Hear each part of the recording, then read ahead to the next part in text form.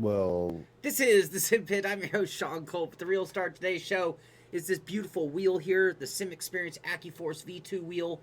And tonight I am here to do some laps in iRacing and just work on the settings till I get this wheel where I'm really comfortable. A lot of adjustment you can do to the Accuforce wheel. One of the things that makes it a little bit different than the other direct drive wheels out there. So I'm here with the usual characters, the gang, and we're all here doing some practice for this weekend's patron race, and that's going to be in the Cadillac at Pocono International. So before I forget, I'm going to turn down my graphic. You guys will see that I actually have my Sim Xperience software running. Let me go ahead and join the server. How you guys doing tonight? Doing good. How about you, Sean? great, Sean Cole. I'm doing great, and now that I've got that through, you guys can go back to your just general chat. We were talking before the stream went live, so I didn't want to stop it, but I did have to get things going here. And a great job you did. Thank you. Thank you.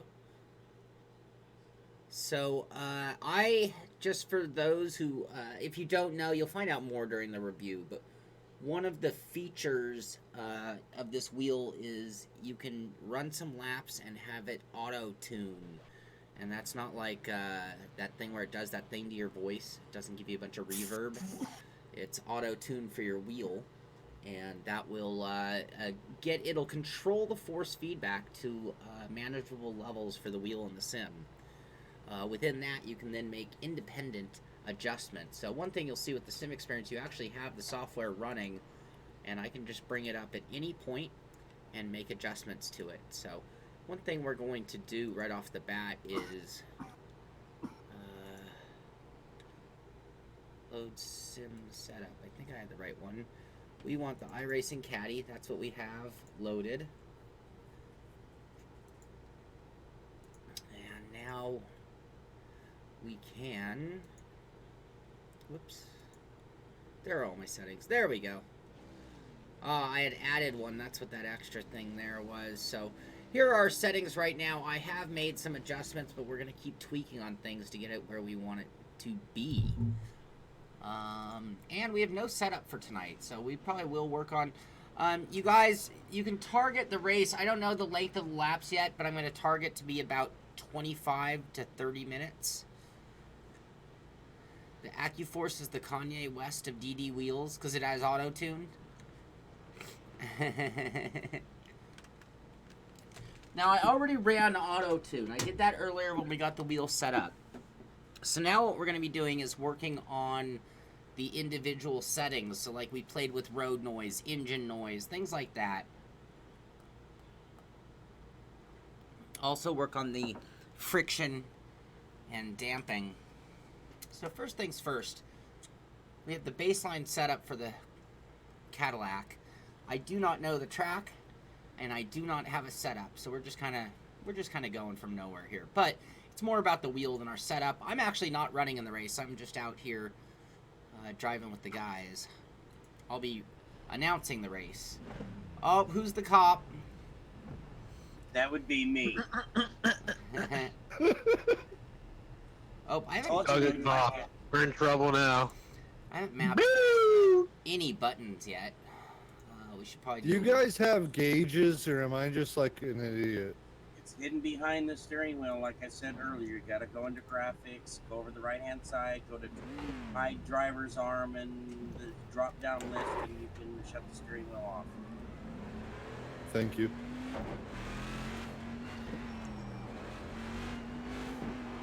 Alright, so just if you guys weren't here earlier, we did an unboxing with the patron group. We did turn a few laps, and, you know, my first impressions of the wheel were that it was strong. You know, there's a lot of talk about the strength of this wheel, and we recently tested that 30 Newton meter OSW, which was just ridiculously strong. This is not as strong as that wheel, but it's still already to the point. Like right now, I am at the maximum force feedback that I would run.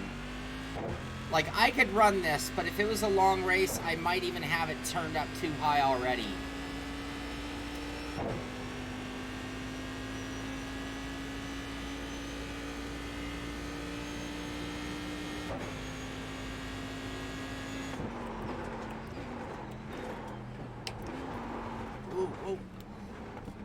lot of power to the wheel on the return to center. So as I'm turning into the corner, I can definitely feel a lot of resistance turning the wheel right there. I'm feeling a little bit of wobble in the wheel from the bumps.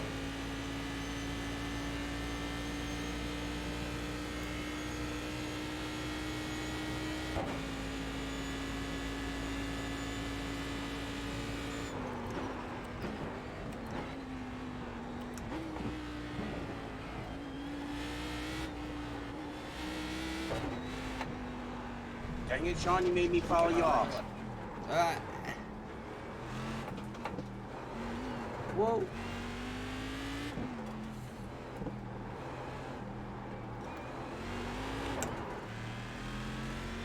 Definitely feeling the car kick out, so when I get it loose, definitely feeling the wheel going from heavy load to really light wheel load fairly quickly.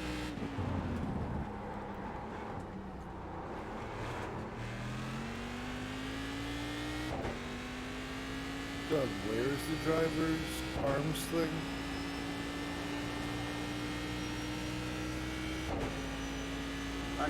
Under options, graphics on the right hand side. It says something about driver's arms. Oh, you know, I didn't have advanced turned on. I'm an idiot. Sorry. Whoa, whoa, I felt that. Now, one thing I did was I turned down engine noise. There was like a hum almost, a vibrational hum coming from the wheels. So I turned it way down. And now I'm thinking I'd like a little bit of that to go on. Just a little bit of life on those moments. Like, this is a pretty bumpy track, so I'm always getting something out of the wheel.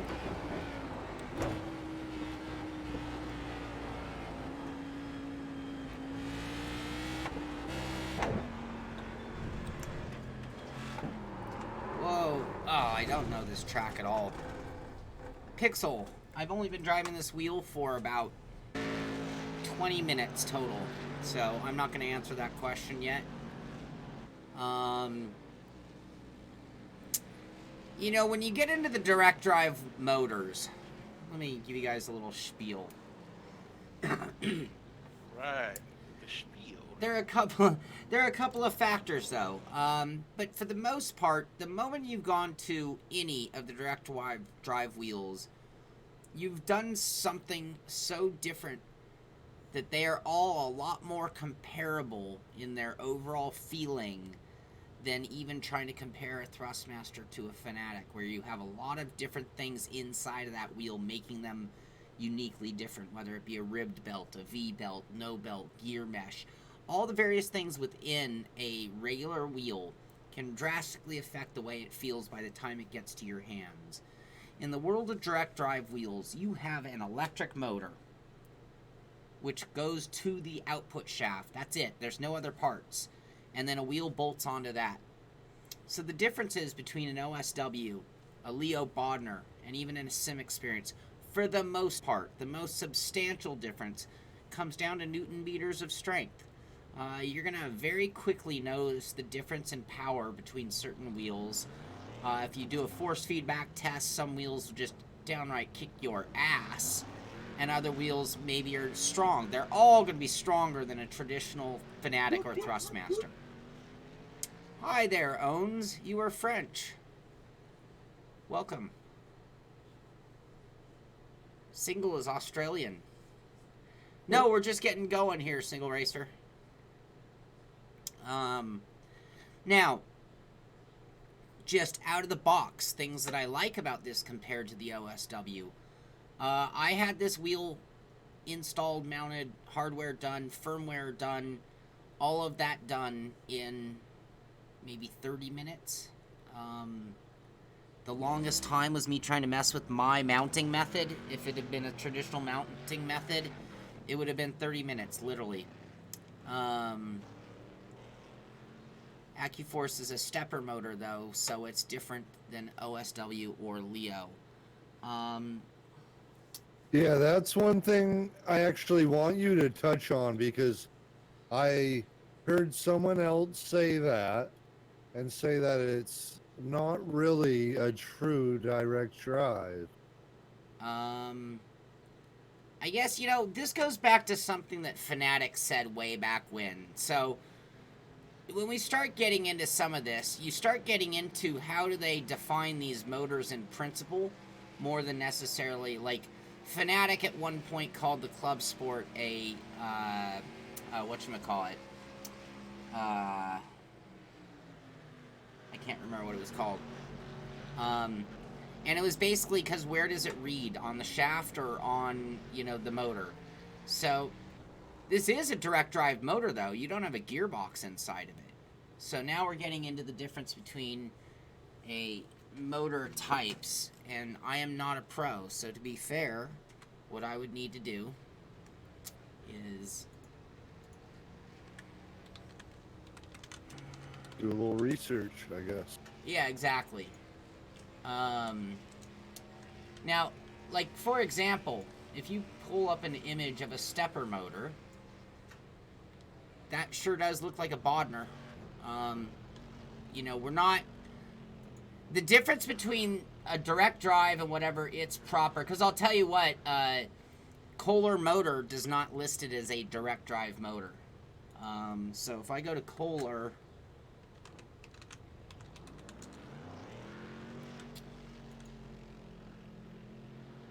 Bear with me, you guys.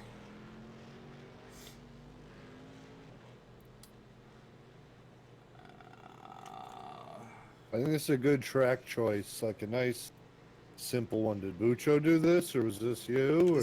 This is me. Good job. Thank you.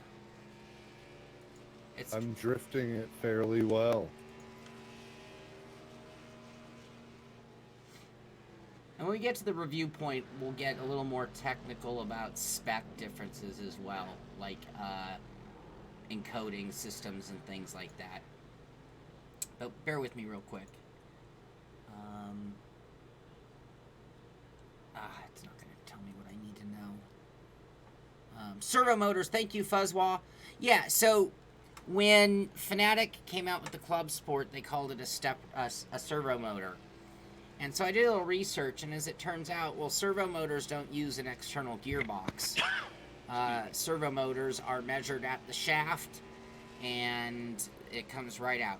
But he had started measuring at the shaft, so technically it fulfilled, but that was right when direct drive motors were coming out, and people were calling them servo motors in the beginning day. I just need to add one thing. They measure from the base of the shaft. Okay. Very funny. I measure from my... I don't. So, stepper versus servo. The basic difference between a traditional stepper and a servo-based system. Now, keep in mind, see that wording they use, traditional? Some of these definitions go back a long time. And they may have changed certain things. So this is all sort of in theory, too. But a traditional stepper and a servo-based system is the type of motor and how it's controlled. Well, duh, that's kind of what we're talking about. Steppers don't require encoders since they can accurately move between their many poles, whereas servos with few poles require an encoder to keep track of their position. So there's the biggest difference. Now, at the same time, you can call this a stepper, but we know that it marks its position because it calibrates.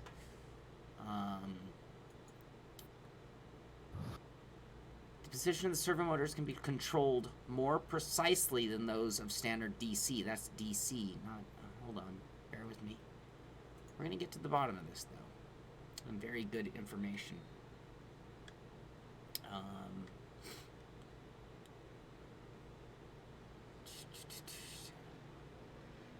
Are we practicing ovals or road courses tonight?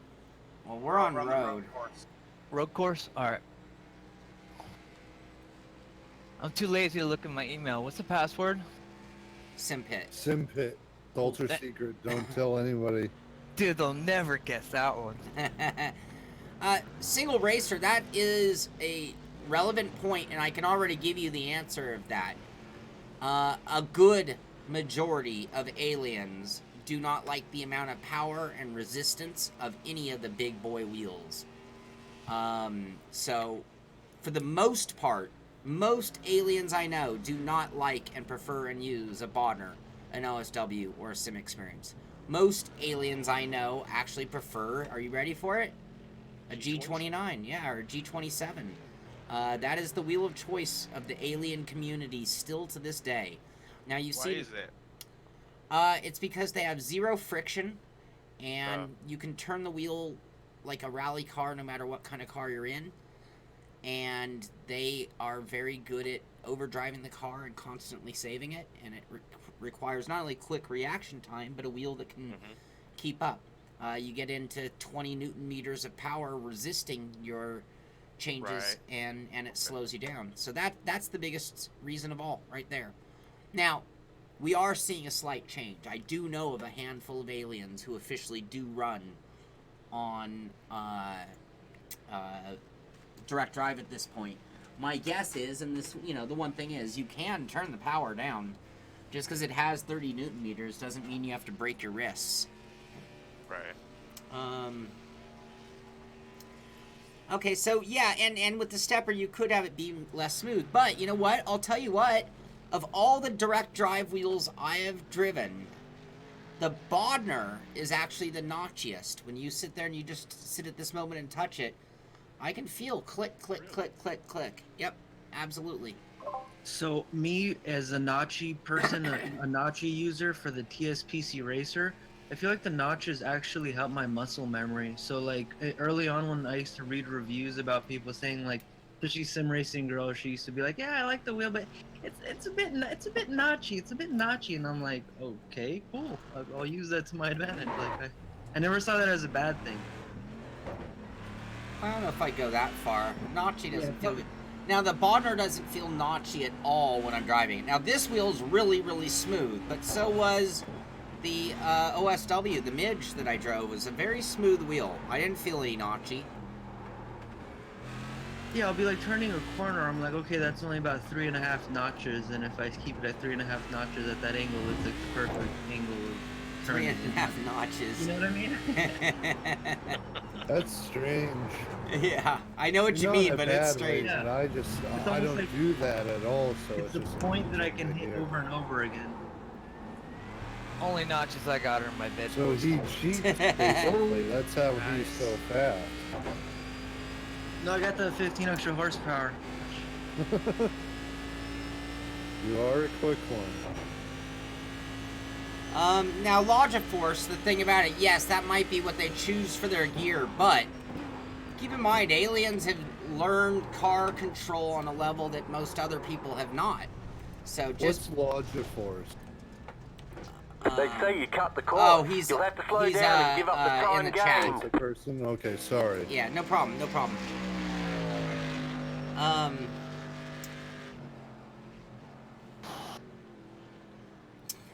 Yeah, okay, so, Jesse, you know, I don't mind. So, when I was at CXE once, and Townsend Bell came in when he was still running the Indy 500. For the Patreon room on iRacing. Simpit. I should. Like it could be anything else, but... So Townsend cranked the force feedback. They use Bodners at CXE. And he cranked the force feedback way high. Earlier, and you could see... And I did it good. Now? All the arms Impossible. in his... All the muscles in his arms were twitching away as he drove the 500 in the sim. And he was doing it to train, to get ready for the amount of pressure he was going to take. Direct drive wheels. You know, everybody sim races for different reasons. Everybody has different wants, needs, expectations. I don't care how beast if you're just looking for the fastest method possible, you're gonna let go. Well, you could even make an argument for a hand controller in some cases because of how quickly you could go from lock to lock, making corrections. Especially in iRacing. Really? Lighter force feedback is going to allow you to move the wheel a lot quicker. However, that doesn't mean that an expert driver can't drive heavy force feedback just as fast. It could be done, but in general, the quicker the wheel, the quicker the turning, the better off you're going to be. of a difference. But again, getting back to those aliens, they if understand things like the game auto when and how corrects your wheel, aggressively so do you bring whichever on rotation your wheel has, it'll work the same in the game. It's when you're using 540, sorry, your Billy. wheel's actually turning a little quicker. Yeah, kind of hard than to it do this should when be. we're in a massive room like this. Gotcha. I'll But change it. I know this from anyway, playing with these things for years. There is no right or And wrong. as soon as to I be stopped honest playing with there them is and put no it right at or wrong. 900, I've gotten a lot better. Yeah, Kenny, but I wonder just how strong those wheels are. Oh, sorry. What about this use linear mode? Should that stay checked or unchecked? I usually keep linear on, and then Also, you can go into your INI file and enable nanometer measurements. It's supposed to be for weaker and direct drive wheels, but I used to, even on my G29, I used to use linear. I just like to feel better. I'm right at 300 degrees. Okay, we're gonna make a couple little changes real quick. I still have, after all that conversation, I'm still running a little bit too much force feedback. So I'm gonna knock this thing down to 75%. And that is after doing the auto tune. You know what else? Okay. I wanted to put in a little more engine noise. Get just a little more life out of the wheel and on flat ground. And road bumps need to be turned up as well. And we turned off foundation mode. Okay. Let's try that.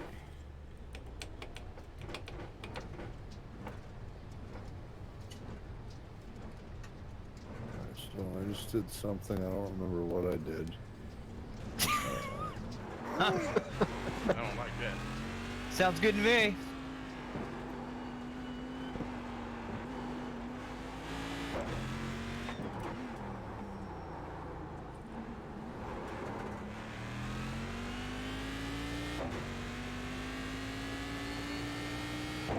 Yeah, like practice swinging, exactly.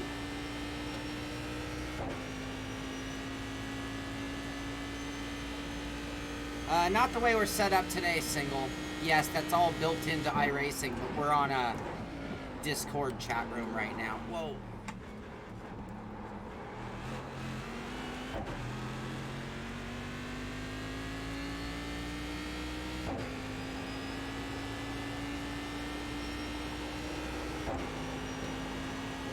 Still pretty strong on the force feedback.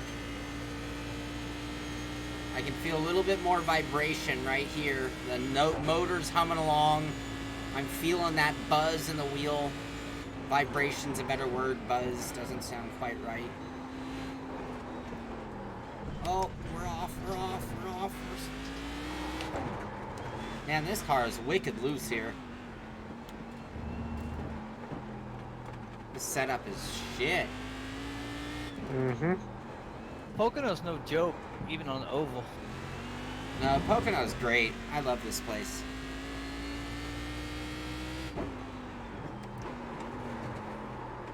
Whoa! 2 wheels off and you're screwed.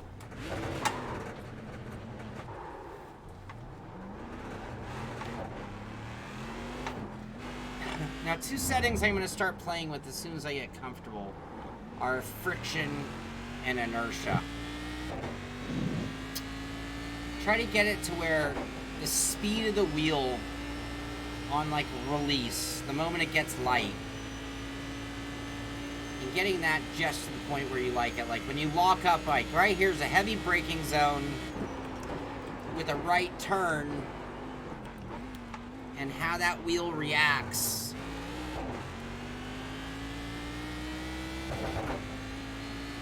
Tingle. It's the engine tingle. Thank you.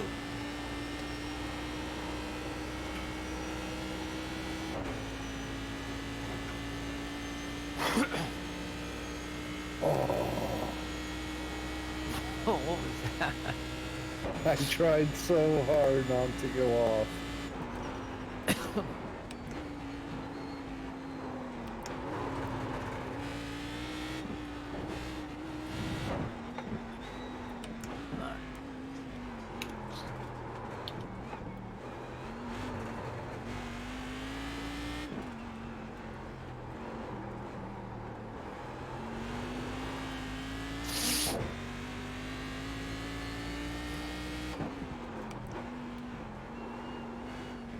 weird diameter corners here.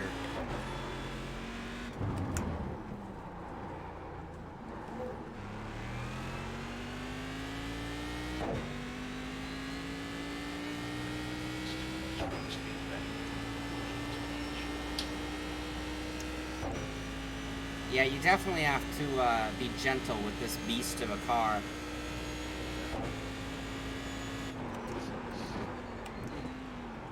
Yeah, thanks, Climber. That helped me out a lot. Yeah.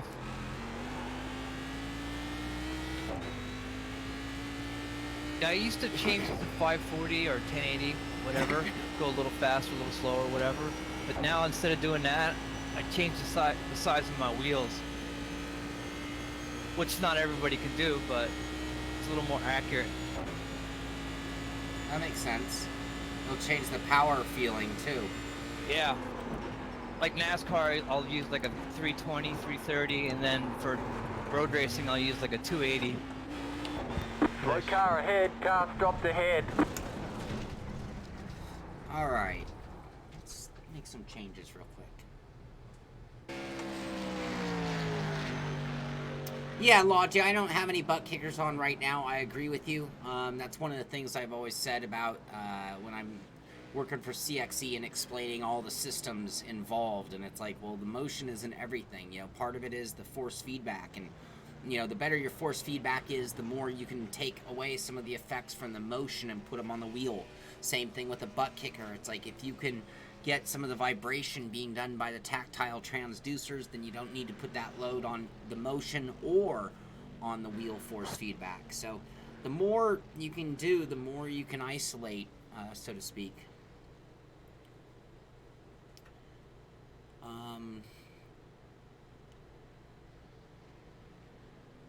I'm gonna be a puss. I'm gonna be a puss and turn on the driving line. Kenny, no, we haven't added traction loss yet. I don't think it's in the controls. So I did add gear effects, and it didn't do anything. So can we remove gear effects? Delete. That one did nothing for us. Effects, add, standard effects, traction loss. Whoops. I hate you, Doug. Well, you better get out of my way. You see this? A police officer got my lights on. Pull over. Is this a cart path or a track? Kind of both. It's a drive-through for a donut shop. That's why Doug's here. Just stop here.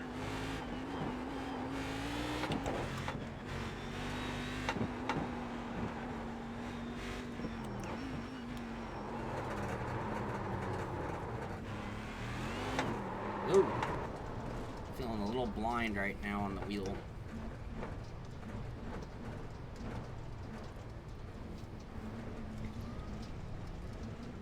That was the worst part. I didn't even look before I pulled out. I don't know how I missed you. Yeah, the gear changer would be nice, but it seems like it doesn't work through the wheel very well. Again, better something to do through the vibration or through even the motion system. When you can put a little kick in the chair for a gear change. But when people are saying, you know, I still couldn't tell you definitively the big difference in feeling. If you blind tested me, it'd be hard to differentiate most of the big powered wheels, because the big power is the first thing you notice. I do like that with this wheel that you can affect and make changes to the effects. Dialing in that road noise was a really good thing. Again, if I had butt kickers, I'd probably put more of that load there. Bumps, getting it to where you get the curb effects that you want, and being able to, you know, if it's too much and obnoxious, you dial it down.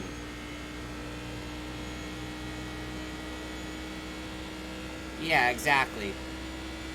Which I do not have. And, well, actually, I am sitting on a motion, but it's next level, so it's not going to work with the Sim Vibe. It's going to be their software, so...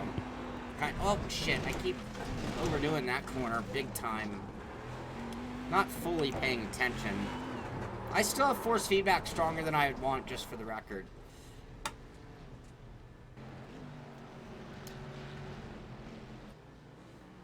Jesse.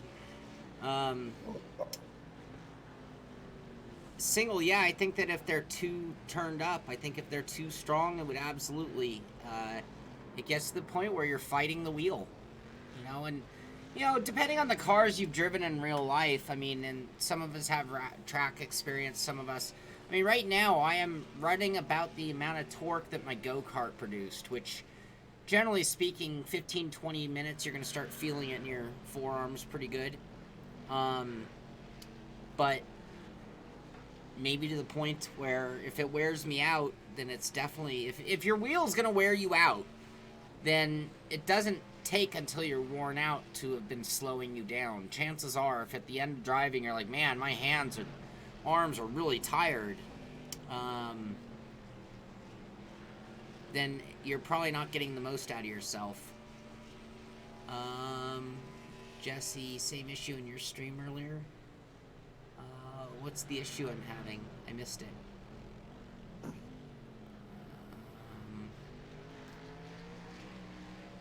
I'm at 75, but I'm going to drop it down again. I'm going to go down to 65.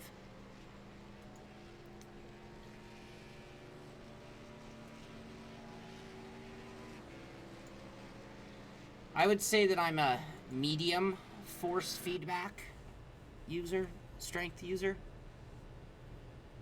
Jesse likes super high fast force feedback, I believe.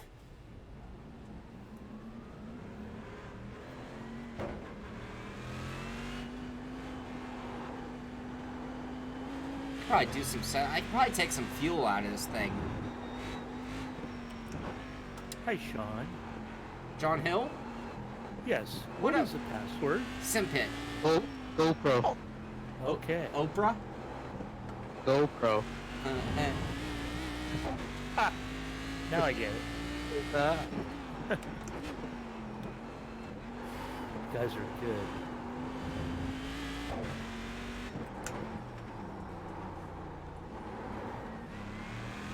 So glad you guys picked this track. Are you? Yeah, it's a great track. Cool.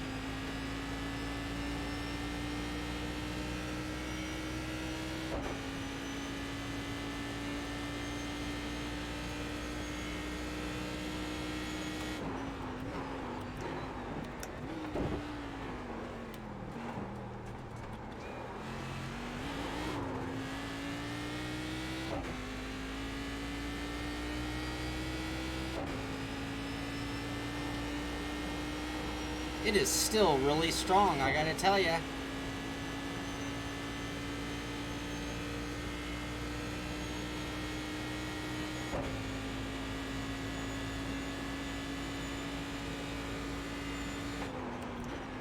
But anybody who watched the 30 Newton meter wheel review knows that that was probably beyond what was needed. Ah, fuck you, Sean. Stay on the track. Oh, easy, easy. The kids. Women and children beware. I'm just Think gonna, of the children. I'm gonna put a disclaimer on my show from now on. Just put that parental advisory explicit lyrics label. No That'd be kids. funny. No kids. Or it's like South Park. Are you 18? Yes, I am.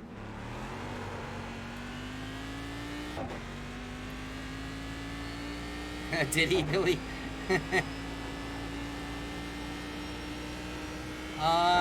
Price point on this wheel. Darren gave us the sale price today. What was that? That was...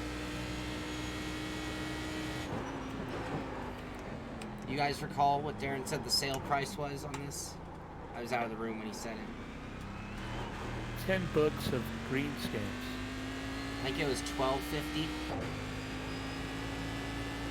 Wow, green stamps. That shows how old I am. John still has some.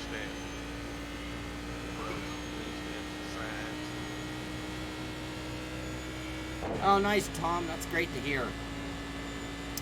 $12.99. Whoa, whoa.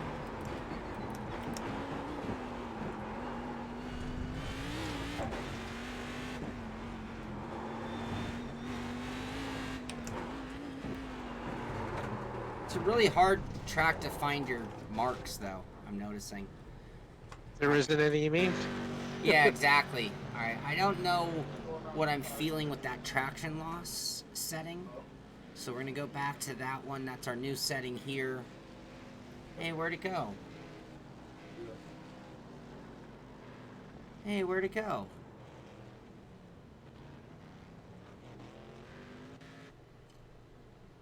Didn't I add a setting?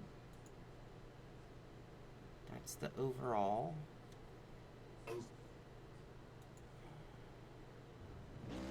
There we go.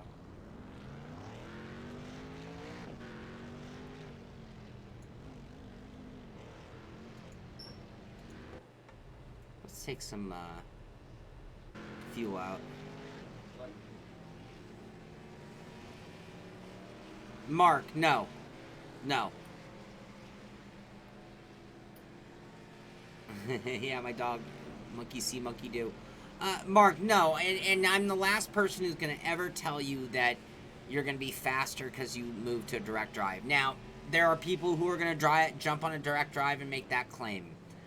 I firmly believe that I could be just as fast with a G29, period. However, there's a confidence factor, there's a predictability, an exactness. There are a bunch of things that a direct drive does do better, but does it actually make you significantly faster? No. Gives you the confidence to drive faster. Yes, I agree with that. And I think it's easier to get used to your wheel over time.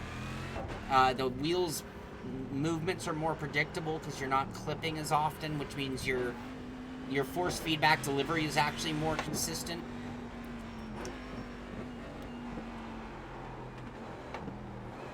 You ass. Scared the shit out of me.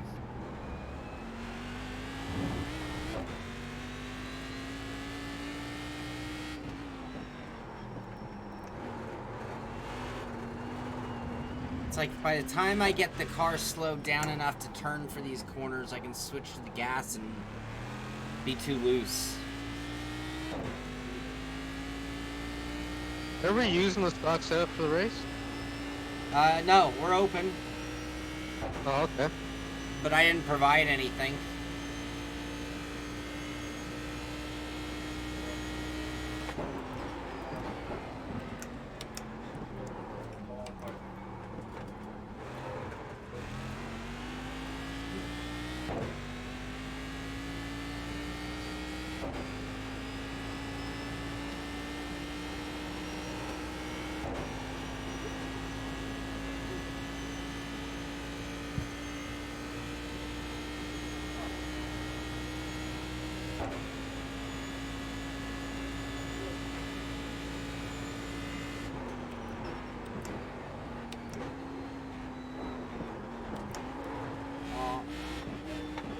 Might even be able to stay in third there.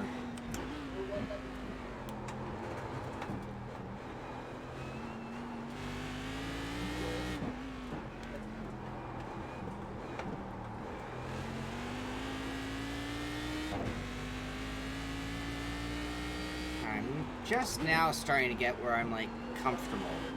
I mean, admittedly, up until now, I've been just kind of getting used to the wheel a little bit. You know, is it night and day different? No. Is it different? Yes, it is.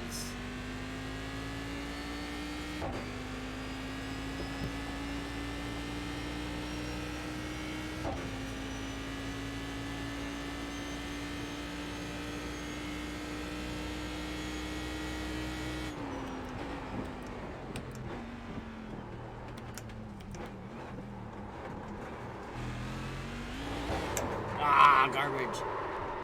There you go.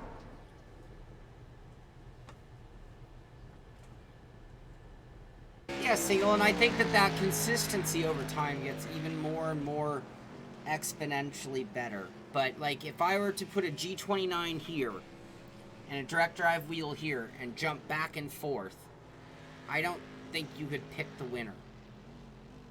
Simpit. Simpit is the password. Thank you, Mark. $1149 was the price for the Pro. That's 100. So that is the discounted. So summer 18 is the code. Normally it would be $1,300 for the Pro, which is what we're driving. The Pro comes with the quick release steering wheel. It does have a wraparound cord. Really cool quick release on this thing. I mean, you just pop it on there. What are you doing? Oh, this noise?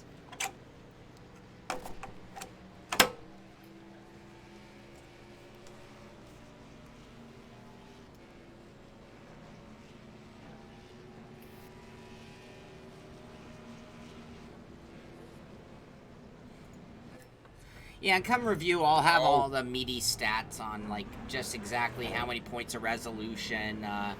Torque specs, I think this is like 12 Newton meters. I can't remember officially, so don't quote me on that. You know, when I mean, be perfectly honest with you, when I'm testing something like a wheel, I have different phases of the review I go through.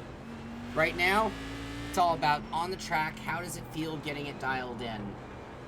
When I'm writing the review, that's when I'll be concerned about some of the stats and specs that right now are completely irrelevant to me. It's like, I don't care what Newton meters you want to call it. It's the Newton meters I'm feeling in my hand. Is it enough? Is it too much? Encoding, I don't care what the number is. Is it giving me the precision that I'm looking for? Do I feel like it's a big difference in input? Like, is that enough that I'm feeling it, or is that a dead zone? 13 Newton meters. Thank you, Kenny. I knew it was in that ballpark.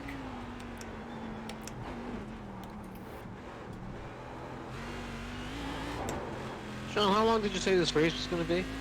I'm shooting for 25 to 30 minutes. I'll use tonight's lap times to define that. Yep. I mean, we could make it longer, but we're running the truck race also. Not truck, the oval. Yeah. So I'll try to make them both about 30 minutes with about a 30-minute, you know, practice for each.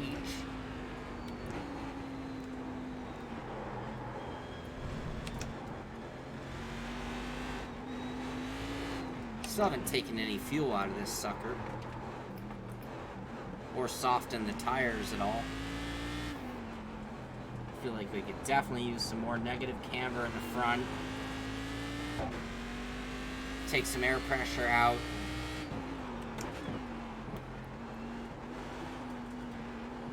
Probably make some differential settings. Really loose on throttle.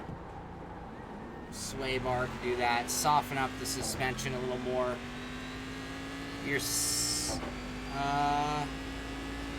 I'll send you another one right now, Sim Racing.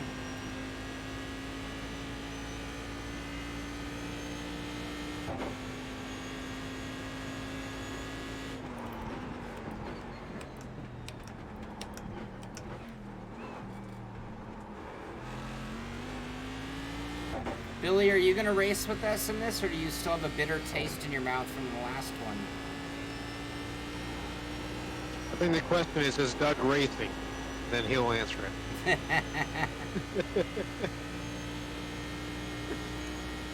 Hey, Scott. I don't know how many more times I can I didn't apologize realize about that.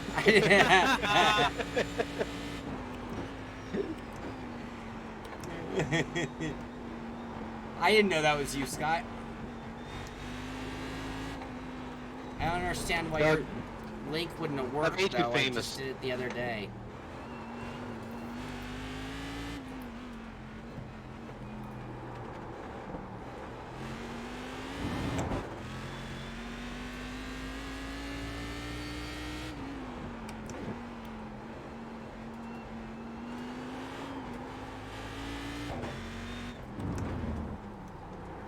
Yeah, you gotta be really delicate with this car.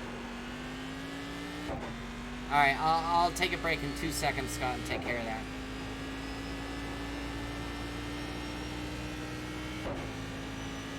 Car stopped on the right. Go left.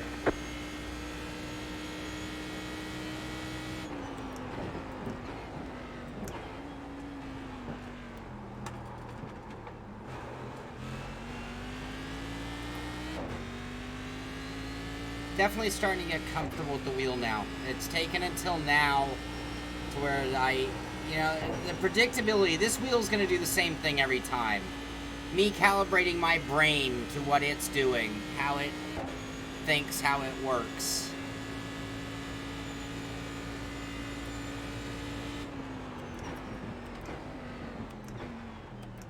$28.7. Okay. It's too bad, Billy. Let me take care of Scott real quick with that Discord link. Forgive me.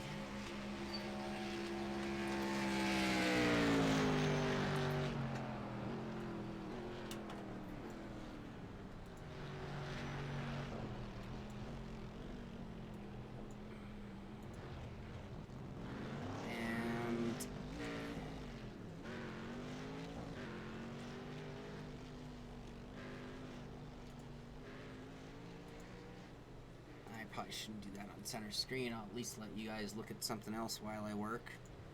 Who's on track? There we go. Rob Crouch. Hey, Doug, I sent you a friend request on iRacing. If you could accept it, make it easier for me to get in there with you guys. What?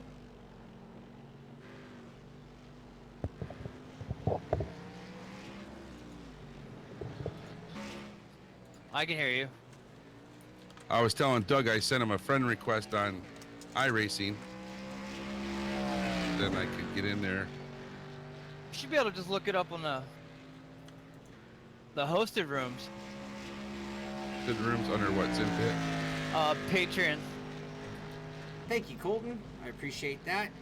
Patreon, Simpit, and then there's the road course, not the oval. Scott, I just sent that to you. You should have it.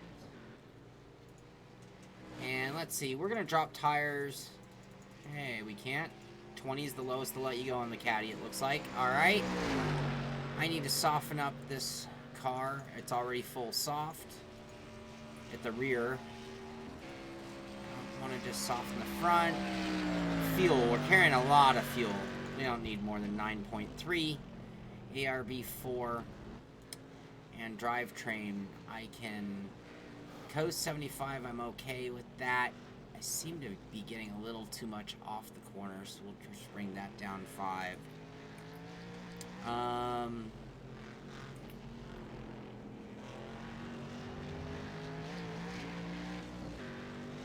The mixer, my jury is still out on the wheel. Overall, it's certainly a good wheel. I mean, I can tell you right now, I mean, no brainer. I mean, it's twice the money, but I mean, I would take this over a Fanatic 2.5 for sure. It's much less flex, much stiffer, feels quicker, in terms of reaction, quicker. Hi, Max. You've got Blue Monkey. That's not your normal toy for over here. Oh, I see he's brought all of his toys in here.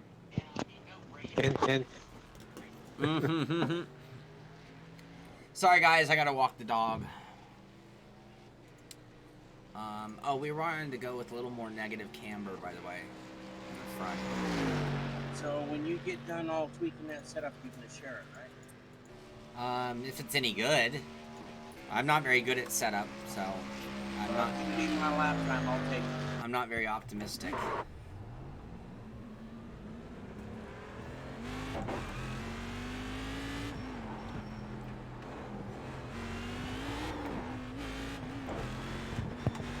Hey guys, did anybody post the password? Simpit. I don't want you to say. Oh, it's I didn't want you to put it over the air, but. Oh, it's okay. Well. It's just a practice room. All right.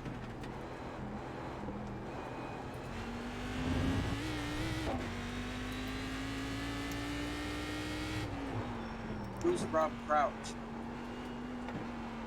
I don't know. We have a new Rob, don't we? No, that's RK.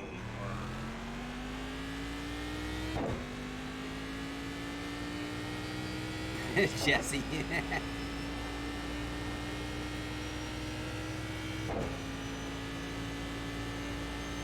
Hey, Sean ProSim. How you doing, bud? What happened to Jesse? Did you stream it?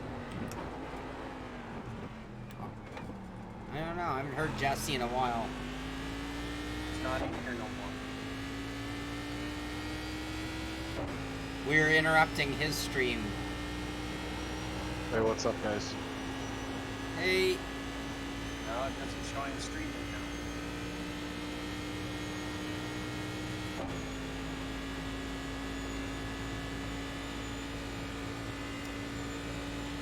Ended 19 minutes ago. Whoa, off the track. Shit. A swing 92. I'm having a little concentration issue right now.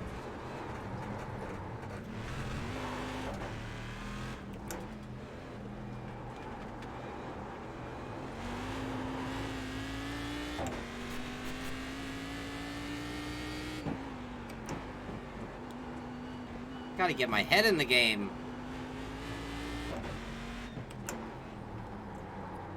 Because I'm thinking about the wheel instead of driving, to be honest with you. I'm like, ooh, what do I feel? Definitely having fun. This wheel, seems like the power is very quick when you come off a center. It's very quick to put a resistance up. Like, it doesn't ramp it up. It's hitting you with full power right the moment you come off center.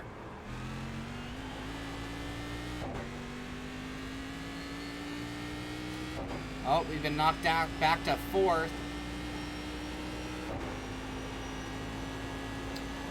We're gonna have to post a decent lap here. Hey, I was just feeling good about myself until you said that.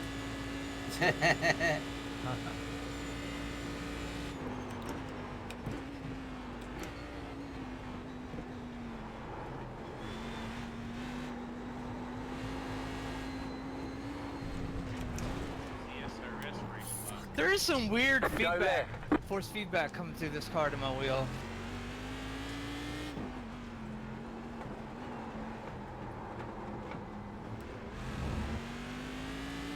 Where are you going, John? Who, me? That says you disconnected. Oh, I'm looking for a setup. The setups I had weren't working, but they were like 4 or 5 years old. You got a slow car on the right. Stop on the right. Go left. Oh, really? Where'd you see it? I didn't even see that. Setup set. I don't know if I would do that okay, to the old R seat, Logi. I'm looking at iRacing. And I say that because of the wheel deck. That is something. The original Default's RC not bad, but wheel it's deck was a little hard to get completely set, wasn't it? Doesn't it like to slide and move? I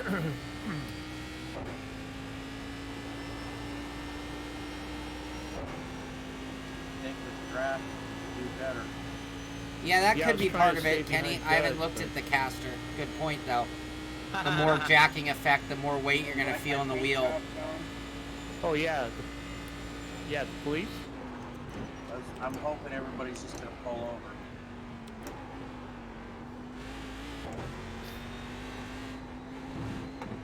Hey, John, the pictures of you and your girl are nice. You guys look like a real couple.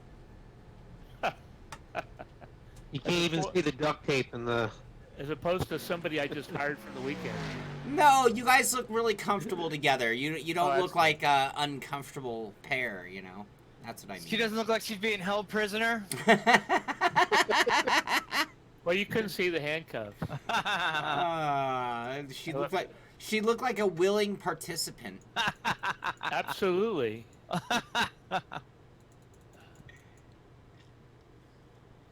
Yeah, we had a nice weekend. Had a couple of speed bumps. What kind of speed bumps?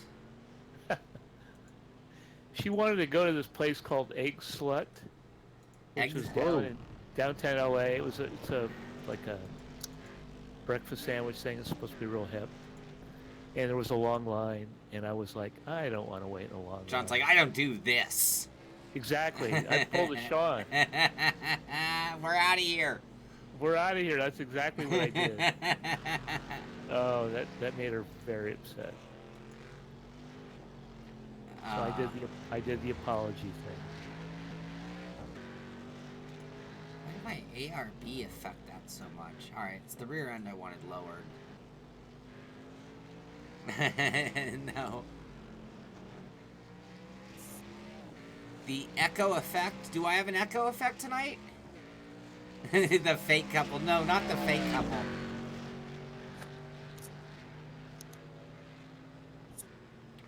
Yeah, I mean, this one's a little bit beefier, but if you fix the wheel deck, I mean, you'll probably get a little bit of up and down wiggle, but it won't be too bad.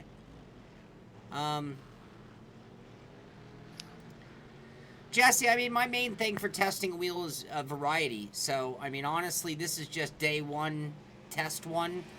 iRacing, I'll want to try a variety of cars because every car in iRacing does handle distinctly different. I'll also want to try different sims, but I'll want to do things that I'm very comfortable in. Like, we've been running the Corvette on Assetto Corsa. So I'll want to run something that I'm very comfortable with so I can not have to, like right now I'm thinking about the track too much and other things. It's really hard to focus on the effects that I'm feeling. So it's important for me to test on things that I know very well.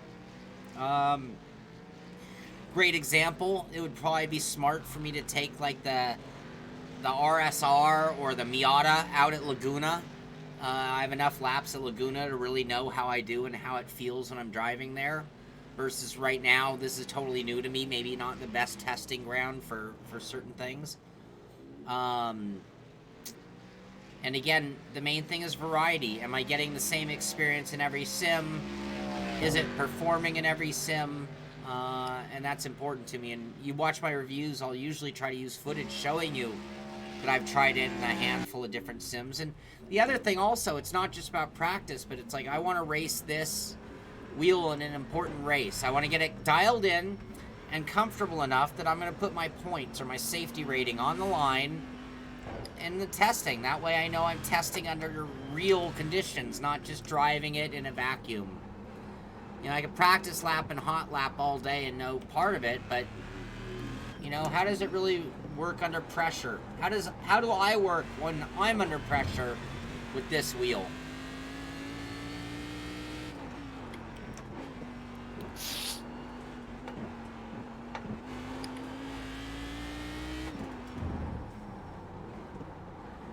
Found a couple setup on. Oh, hey, can you post them? Yeah, I'm getting them off of iAnalyze right now. Oh, cool. Thank you. What are you getting? I have iAnalyze, the telemetry software. People put setups on there. There's a couple of them. I'm grabbing them right now, and I'll come back in the room and I'll post them.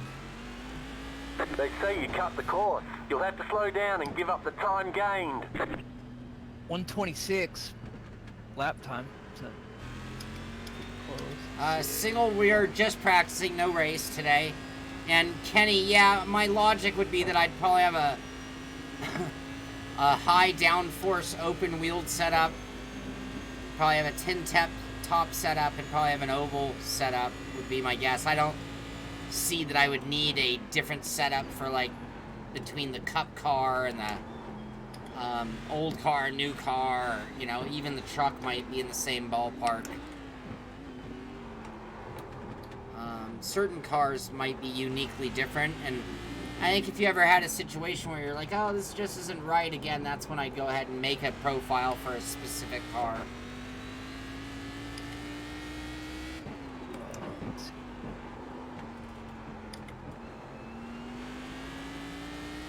Well, I really love this sim. iRacing, let me tell you, it's a good... Agreed.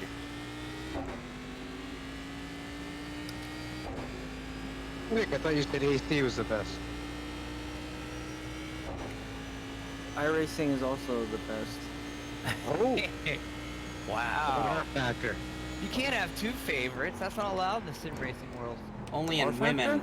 Also the best. Mario Kart?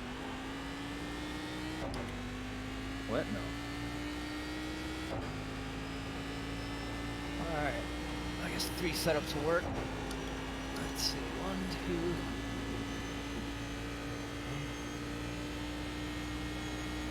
Let's see.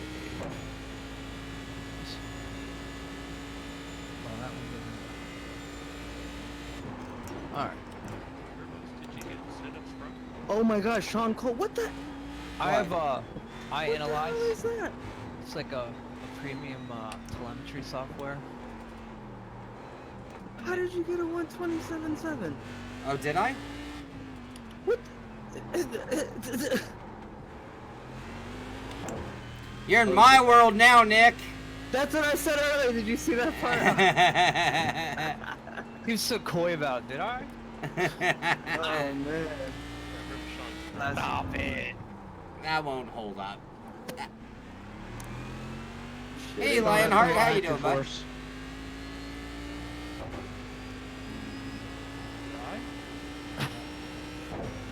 Well, obviously that setup worked. My thumb there's a is setup? hurting. Is there a I'm setup, please? working on one.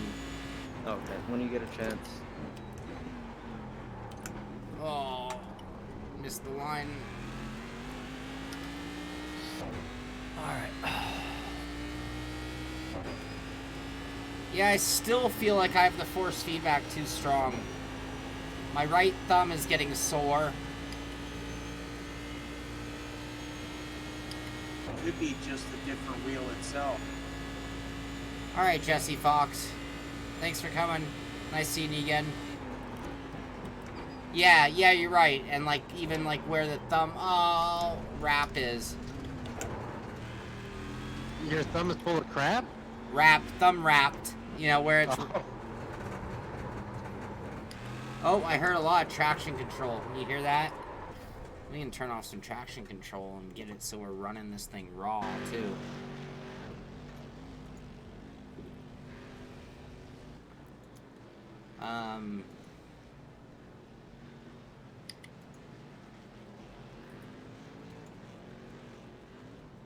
Can't remember. How much preload can you do? So we're pretty darn low at 20. Alright, I shared 2 setups. If you guys want to try them, they're in the shared setups things. Hey, I haven't tried them. I just downloaded them. I don't know if they're any good or Okay. not. I'll wait for the Sean Cole setup. Oh, I see how you are. Unless you do really well with them Well, too or once you something. beat my time, then I'll think about the setup. Alright. Ooh. Single racer. No, I'm a beast. No, I don't like a lot of force feedback. I really don't. I mean, I like a fair amount, but right now I have it still just a little too. We're at 65. We're gonna go down to 55. I create faux force feedback, which is one of the reasons why I don't run a lot of force feedback. Hey, Smooth, thank you very much for the win. I put like built-in resistance in my arms for some reason when I drive. I don't know why. It's not a good thing. So I usually amplify my own force feedback by fighting it.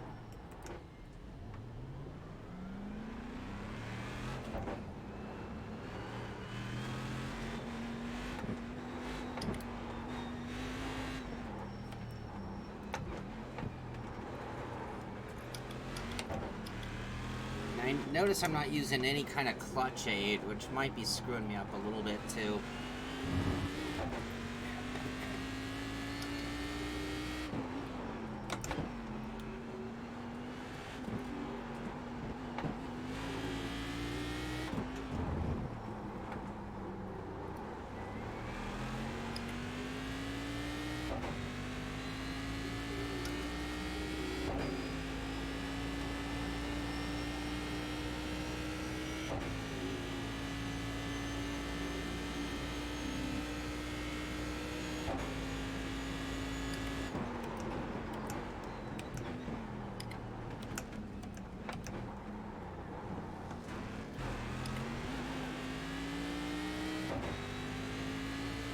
Oh, here comes Doug.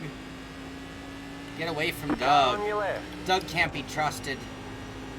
Clear on the left. Thanks a lot, Sean. Just ask Billy.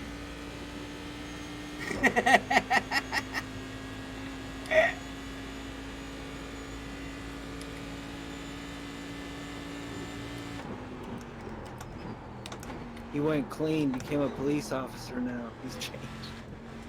He's changed his evil He ways. upholds the law. A little too high.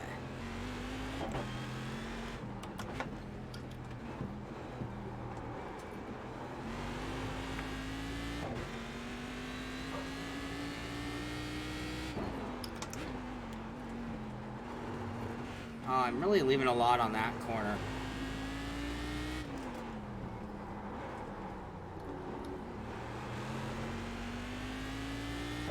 How was that crucial outlet, Chris? Is it good?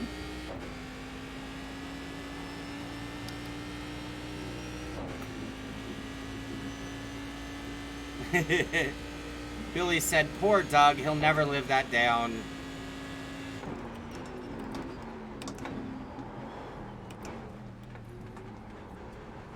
Not with these guys around, I Living won't. it down, he's been living it up. He relishes the role. Excellent track leader too, there, dude. He sounds brilliant. I can, Turned full heel long ago. I can barely hear Rob. Same here.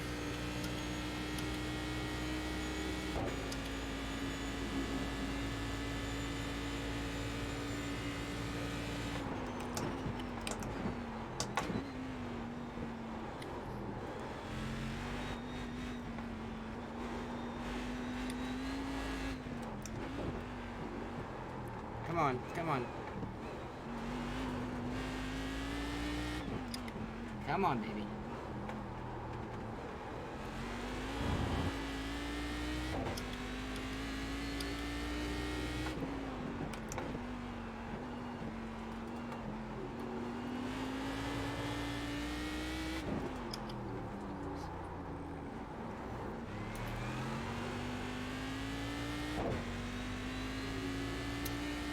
Logi, yes, I will. I don't have word on when one is on the way or not. We did that earlier. The telemetry-based force feedback. And it's... At the time, I didn't think, but it was too soon to really judge it. For iRacing, it didn't seem like the way to go, perhaps. I'm not sure. Oh, we're gonna get a draft on this one. Yeah, Kahootie. Thank you, bud. Yeah, there's a 10th or two. Thank you, thank you. Car on your left. Clear. Nah, no better a lap, though. Still, oh, off the track, off the track.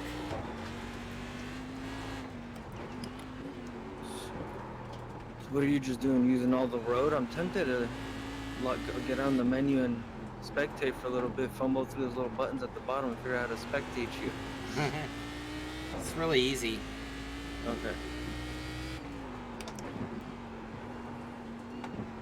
Come on.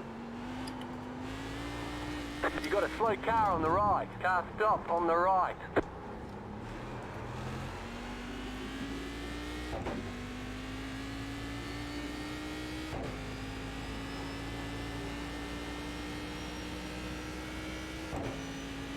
There you go. Kenny, our Sim Xperience Accuforce expert. Glad you showed up today. Thank you. Whoa, whoa, whoa. Screwed it.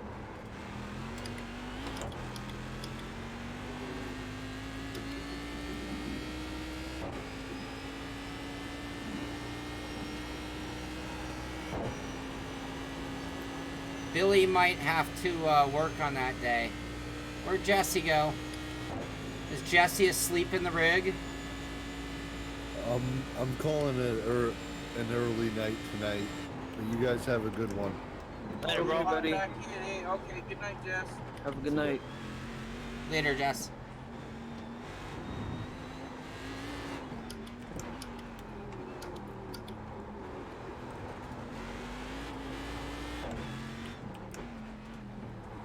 Ah, come on.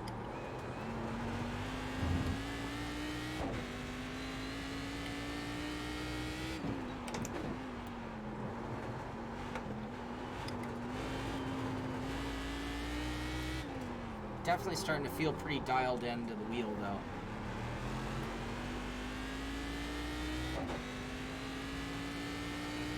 Ah, gotcha. Ah, what'd you injure? Too bad, Kenny.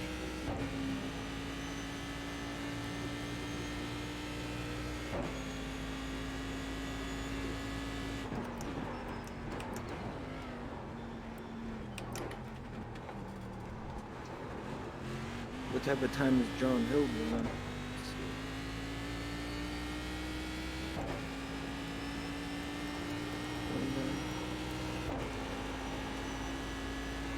Faster than you, Nick. 29. Damn, Rob crouched right in there between you and Sean, Doug. Yeah, I know.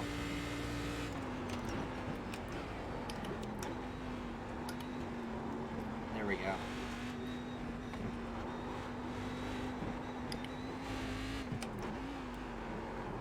Come on, turn, fucker. Oh, garbage, Cole. Separated shoulder, ouch.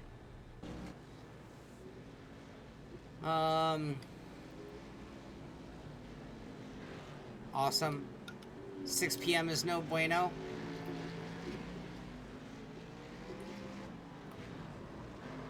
I was gonna set up another server for practices starting tomorrow that will open up at 2 p.m. Pacific, so we'll have a 4-hour from 2 to 6, and then a second 4-hour from 6 to 10. John Hill found a gold leaf Cadillac. That's got to be John Hill. John, you here? No, it's not. He's in the Red Bull. Oh, that's his pit crew. There's Doug. I'm in the Oculus car. Lol. It's just Oculus. Doug's in the CHP. Getting a little bit of floaty tire effect, which you don't get in iRacing very often anymore, but sure looks like those tires are not touching the ground very well. Kahootie in the Castrol. I like that. That's a good looking Cadillac there. There's Nick in the Oculus Caddy.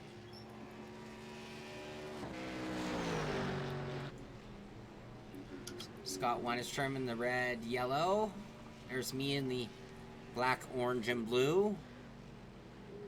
There's Climber in the Simpit sponsored Cadillac. Nice looking car right there. Oh. Alright, I am going to walk away for about 5 minutes and cool down just a little bit. I'm going to come back and I'm going to play with that traction loss a little more. I think I'm getting pretty close to the force feedback strength. I feel like I'd like to decrease the amount of load off center and see if I can get it to be a little quicker turning for me. Just getting it dialed in for racing. This car being a little twitchy. This car is definitely twitchy compared to like the RSR, which is like glued to the ground. So let's see here. Rob Crouch sitting in second place. We'll leave it on him as he turns some laps.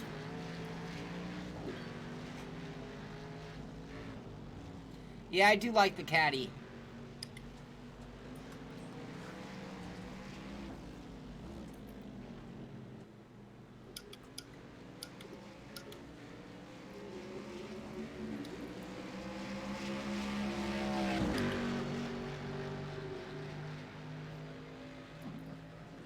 Oh, I'm totally in your way, sorry.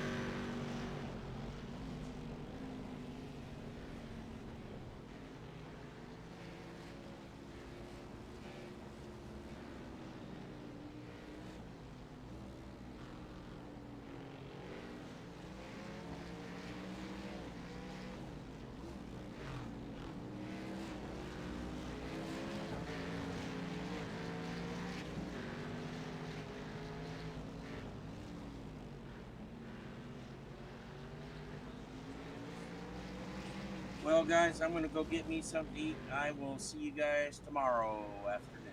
Later, bro. Hey, Doug. Here, Doug. Yeah, that setup helped quite a bit, and then I kind of hit a wall. Yeah. That second one's not too bad. The first one I didn't really notice any difference. The second one feels a little better. All right, I'll check that one out. I'm trying lower tire pressure, because iRacing tends to have pretty high pressures.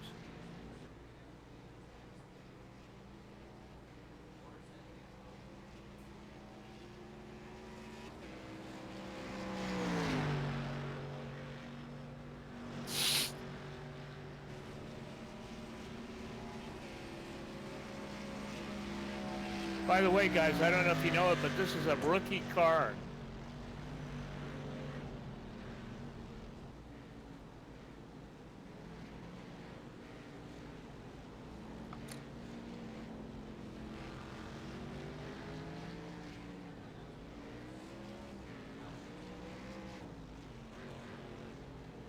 Which I always thought was pretty amazing because it's not an easy car to drive.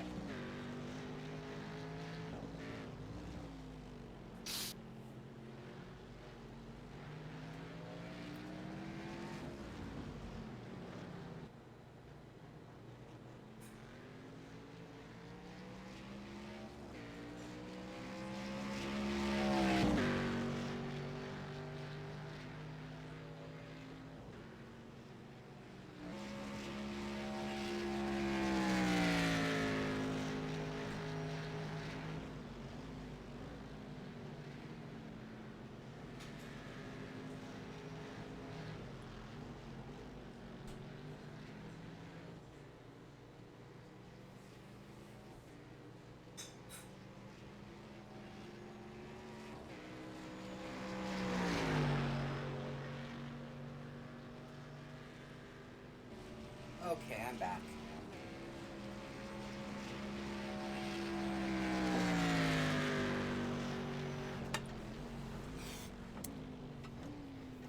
Later, Logi, if I missed you already.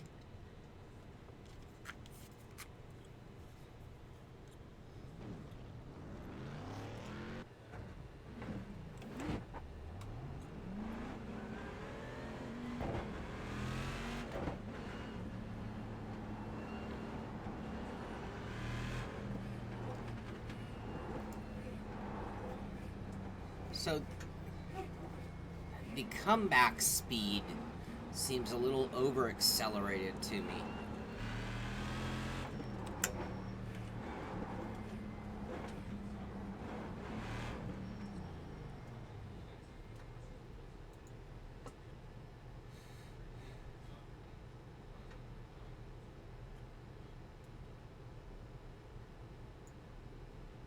I'm going to lower the friction just a touch and see if that feels any different.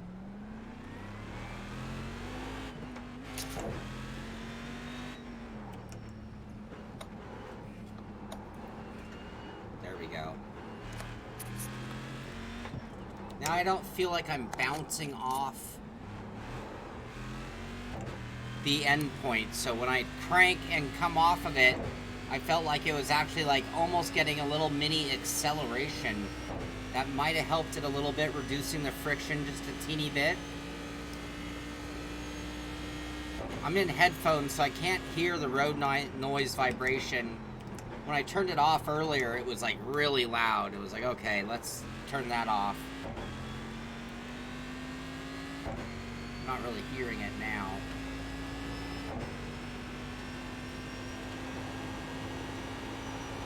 Whoa.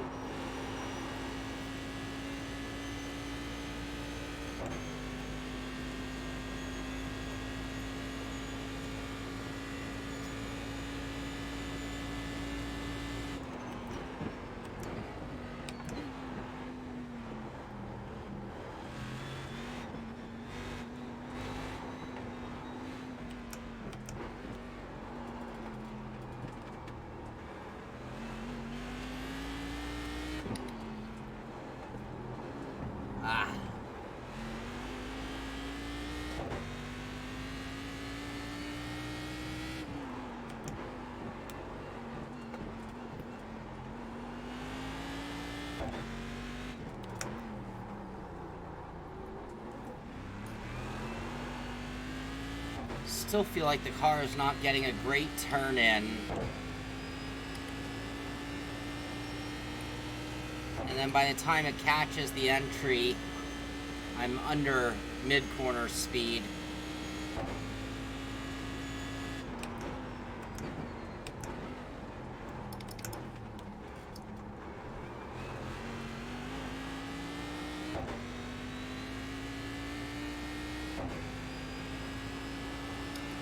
Oh, we've been dropped to second. Rob Crouch. Rob Crouch, everybody. Rob Crouch.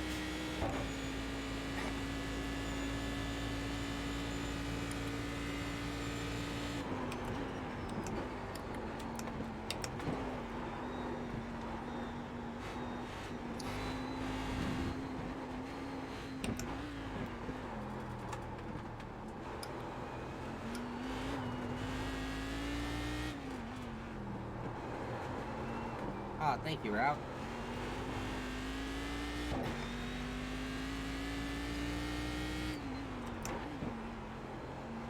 Ah, that corner's killing me.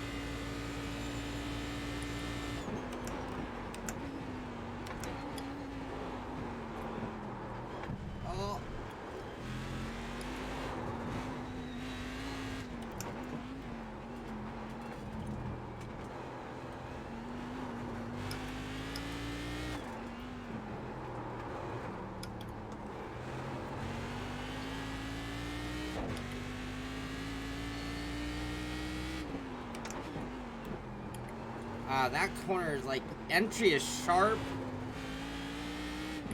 and then it seems to open up.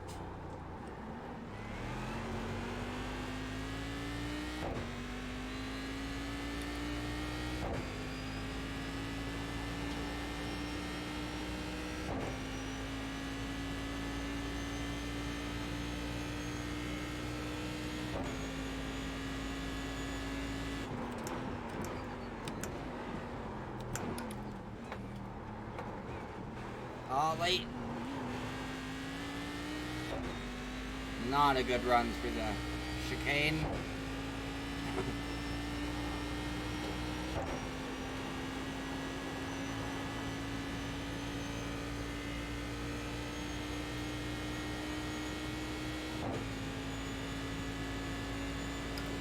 Yeah, it is a fun track.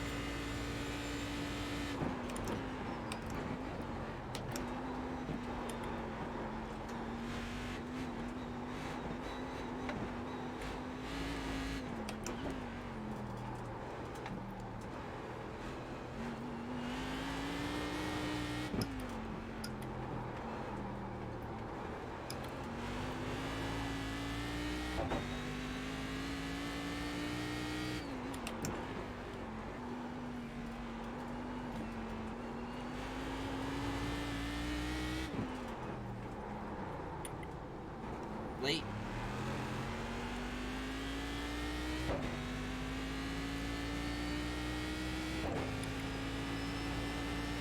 Yeah, it is reverse.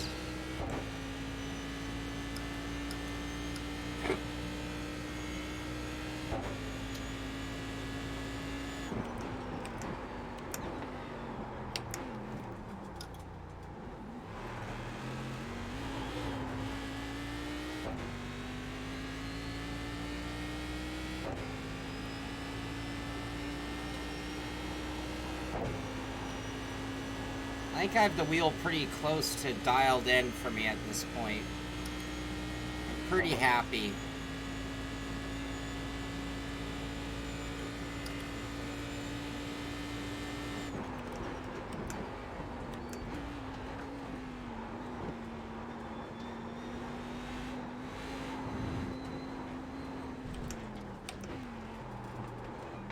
Ah, garbage. Alright, let's try that other set. Still might think the force feedback might just be a little tough still, believe it or not. Now on this wheel, force feedback is relative because it set things based on our auto tune. Yeah, I kept making that mistake over and over again, Kenny. I was hip to that as well, in terms of me not being... let's go ahead and save our setup real quick, and then try out Rob's setup. Oh, Climber put one up also. Oh, he put up two. Those are the ones you found.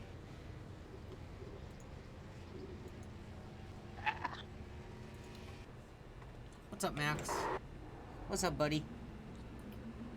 You have about 5 laps of fuel left. Yeah, 10 gallons, I was still pretty much running a race trim for a short race. So this should be a little more pull, a little more top end, a little better cornering.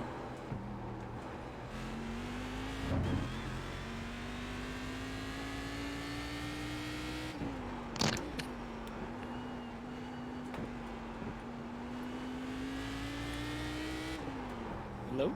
Hello?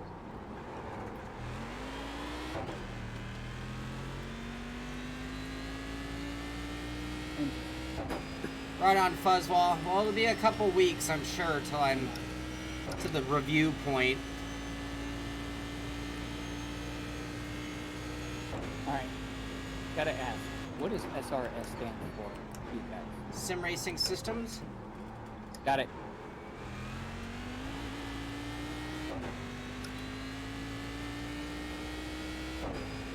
And this week, your guys are doing iRacing, right?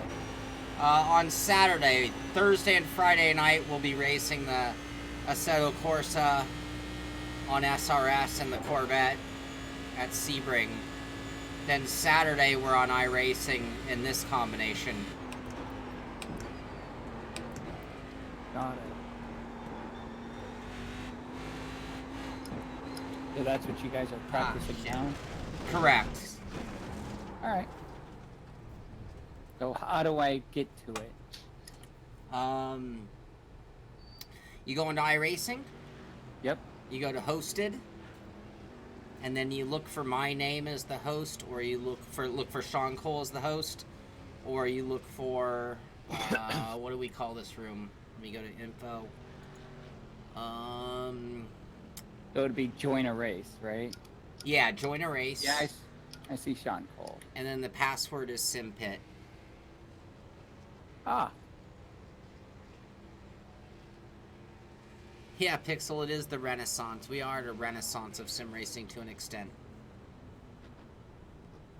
You know, Fuzzwall, that's a great point about this wheel, is of the direct drive wheels, this has been very turnkey.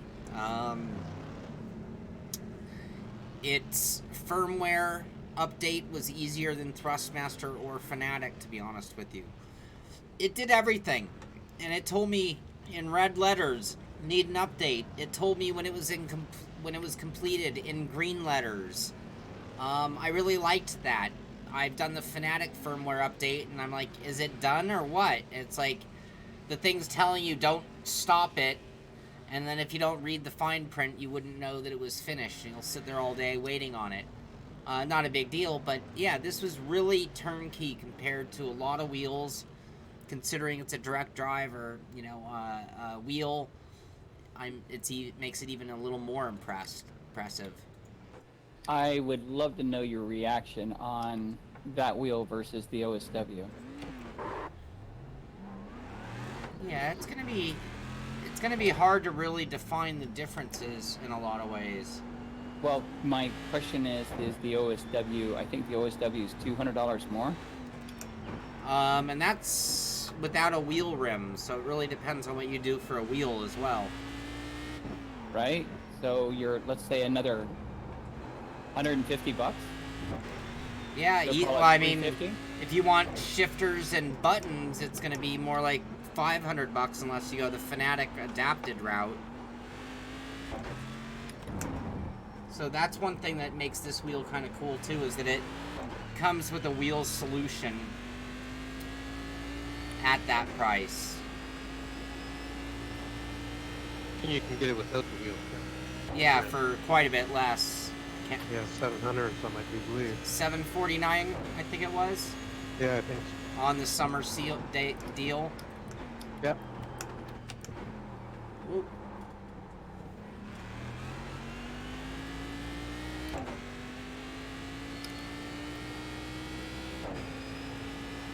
But like the Ricmotech Mod 31 that I have that uses a Thrustmaster shifter button box and a Momo wheel and an adapter, yeah, it's a $500-600 add-on. Running the Fanatic, you're looking at a wheel rim plus a adapter that's going to run you another $100 or so.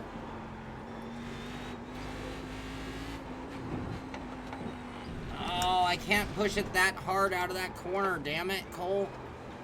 Not focusing. My focus tonight has been really not where I want it to be. Well, you're using a new wheel. That's part of it, and I'm talking too much, probably.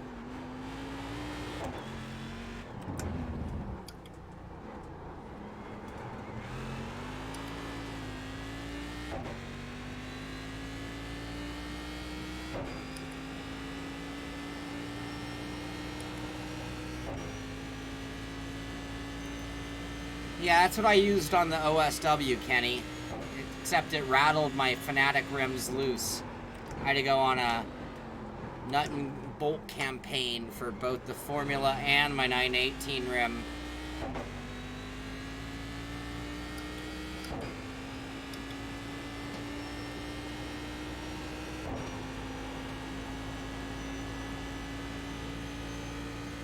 Our lap times must be getting close because I didn't really improve that much, but I moved up a couple spots. You have about 2 laps of fuel left.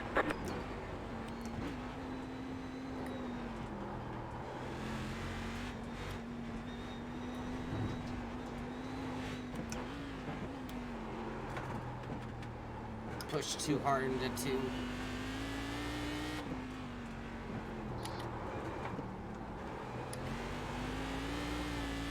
I feel like I need to get back to the gas really early on this car, but it doesn't work out very well at the same time.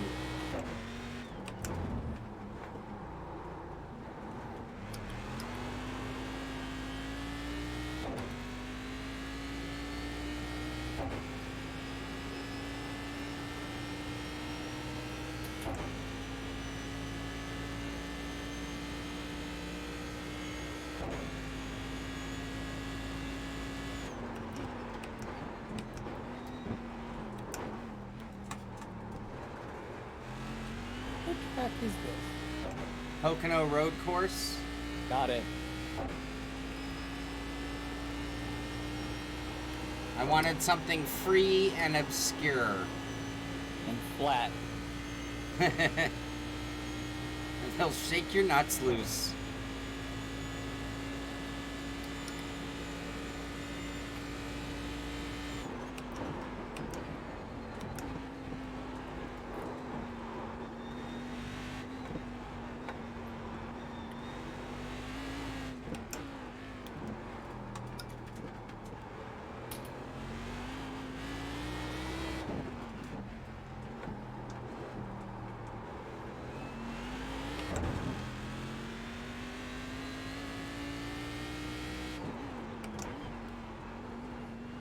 Oh, I'm just going so slow on that corner.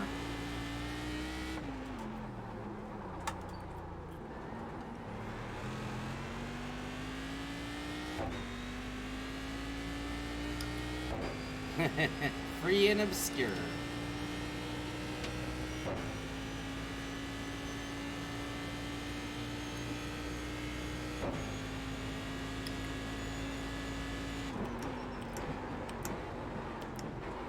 Whoa, bad shift.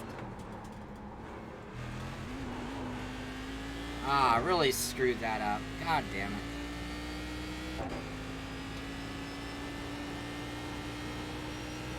Oh.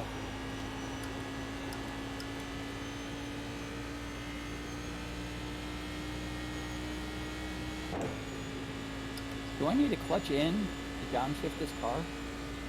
I'm not. I don't think I have anything. I don't think I have any driving aids turned on. Whoa, that's too hot. Yeah. I am not able to improve my time.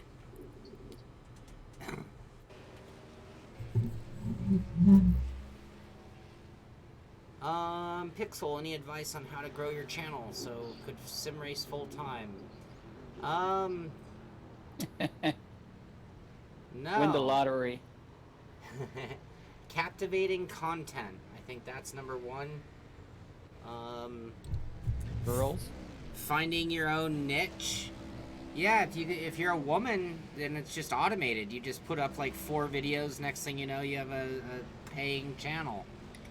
If you're a guy, Unless you're ugly, woman.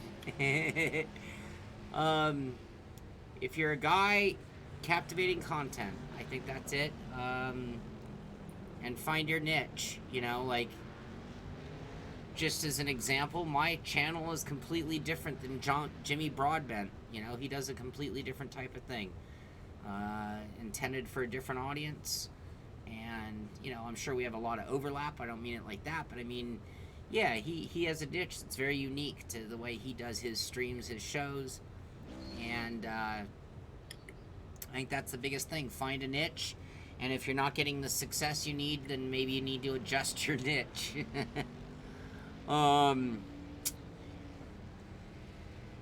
You know, Kenny, you mentioned the oops.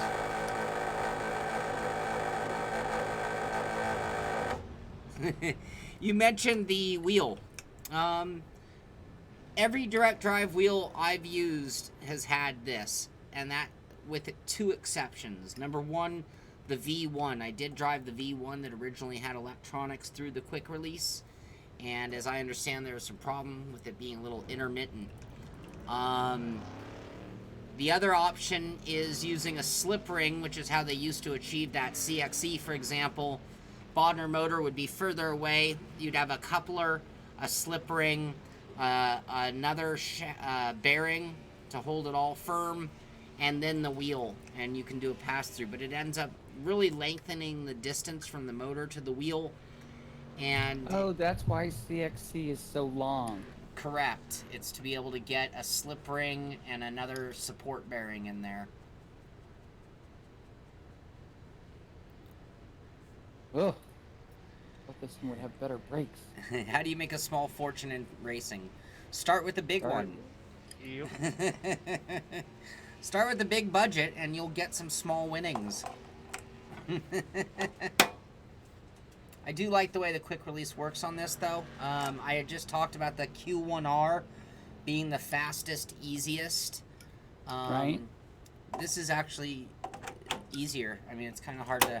Does it remind you of your 944? Does your 944 have a quick release ring? No, no. Got it.